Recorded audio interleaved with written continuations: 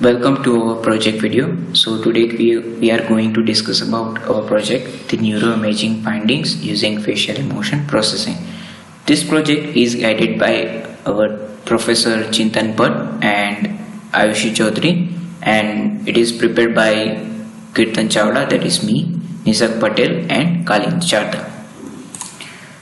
So today's outline is, first we will go and talk about introduction. Then we will see what are the objectives for this project, how we have detected the face in the project, then extracting of the facial emotion expression from that detected face, then principal component analysis and SVM for the classification, what are the common techniques for the emotion recognition, datasets used for the emotion recognition from speech, feature extraction from the voice, and how we have used the deep learning model for recognition of the emotion in the speech. First is the introduction. So we have seen many emotional states like stress, depression, anxiety everywhere around us, and which affects our mental health and also our physical health. The emotion recognition is a process of identifying the human emotions from the considering the facial and verbal expression, also the body language, etc. And the emotion detection from the speech is based on the extraction of the relevant features from the acoustic signals which are spoken by us, that can be seen as a hint of the emotional status. The objective for the project is we can find differences in the facial expression between the depressive patient and normal people in the same situation. So how about extracting the characteristics which are recognized from the video images of the depressive patient so as to help the doctor to detect and diagnose the depressive patient early as possible. So the key feature of the mental illness are reflected in the speech. So for that purpose we have included the speech emotion recognition from the speech also in this project along with the facial expression. And our ultimate aim is to develop a machine learning model which can classify the speech into various categories of emotions. Next is the Viola Jones for face detection. So we have used this whole process Viola Jones for detecting the face from an image. First we will give the images, all the images as an input, which will be loaded into the further n number of stages. At every stages it will capture the features of the face from the image, and at last it will give us the detected face as an output. Next is the extracting the facial expression from the detected face. So we have used the Gabor filter for the feature extraction. We have used the SPM model to classify the emotions, whether it is happy, sad, in anxiety or stressed. And we have also combined the approach with the CNN and Gabor filter for the feature extraction to get the better accuracy. Next is the PCA. It is a method that uses the simple metric operations from the linear algebra and statistics in order to calculate the projection of the original data into the same number or either in fewer dimensions. So after extracting the 80 features and using the able filter bank, we have reduced the filters to the 40 for the single image, and then we have applied the PCA for the dimension reduction without affecting the important data. Now PCA consists of three main steps. First is we have to standardize the data. Second is we have to find the eigenvectors of each pixels. Third is the transforming the whole matrix into the shape of our required parameters, that is input image and new features. Now next, after performing the PCA, our dataset will only consist of 30 features with more context, means in a more precise manner. Next is the SVM for classification. So after scaling and dimension reduction of the each extracted feature, now it's time for the classification of the emotion. So here we have used the SVM model for the classification purpose, and we have separated our whole data set into 80-20 ratio. 80 is for training the model and 20 is for testing the model. So here is the snapshot of our code for splitting out the data and classification model.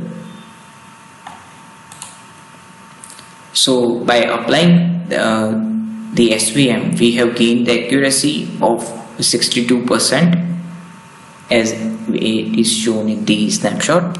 Next is the common technique which are used for the emotion recognition from the speech.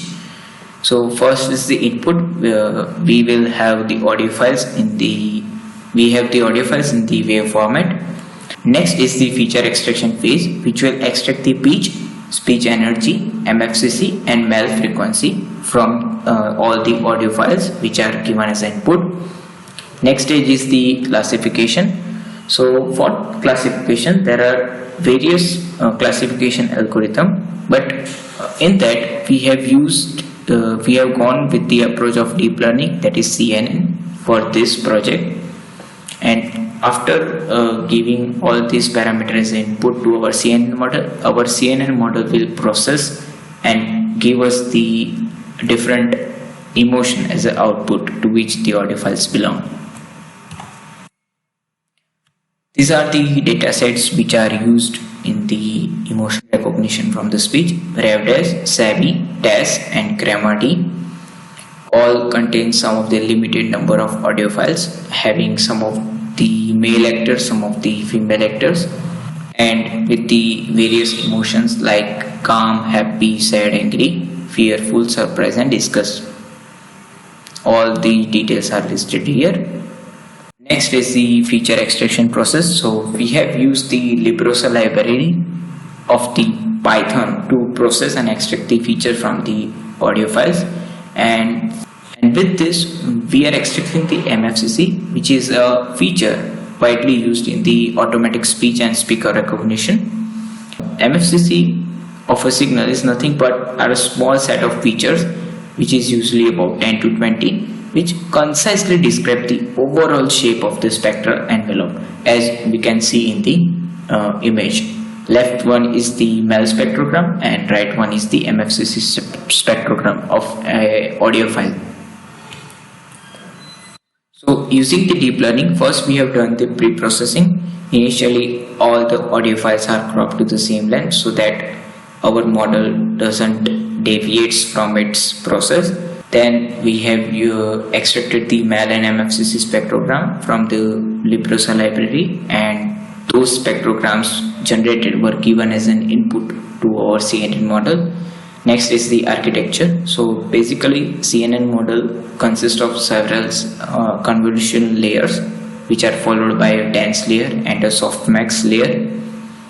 We have used the non-linear activation function ReLU in this model, and in order to avoid the overfitting, the fully connected layers are followed by dropout layers. So this is the snapshot of the model's accuracy using the dataset RevDes and Sabi. So when this network was trained on 1000 epochs, we have achieved the accuracy of about 90%.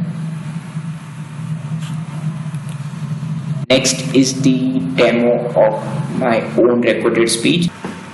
So for the demo purpose, I have recorded my own audio and given as an input to the model, which is output 12.wave, and it has detected the correct emotion, which is angry, and in the output it also detects the gender of a audio, means male underscore angry. Male is the gender and angry is the emotion.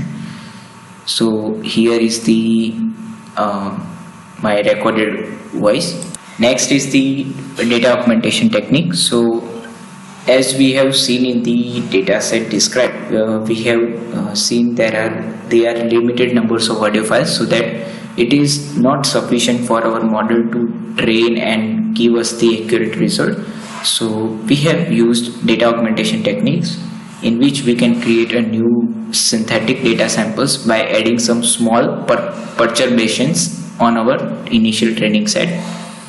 So we have applied the noise injection, shifting time, changing pitch and speed, etc. So in the left side, the red color border image shows the original speech, and all others are the data samples which are generated with the data augmentation techniques. Here, after adding noise, it will look like this. After changing the pitch of the voice, it will look like this. After changing the speed of the voice, it will take less than the original one. It is taking 1.8 seconds, so now it will take 1.2 seconds. And shift in the time, so we have shifted some of the voice back. Means here you can see that the high pitch is at 1 second. Here you can see we have shifted the high pitch before 1 second. So this is the speech shift in the time. So with this we have applied some of the techniques so that we can generate more samples in order to train our CNN model and get the most accurate result. These are the references which are used in our project, and this brings me to the end of my presentation, and thank you for watching this video.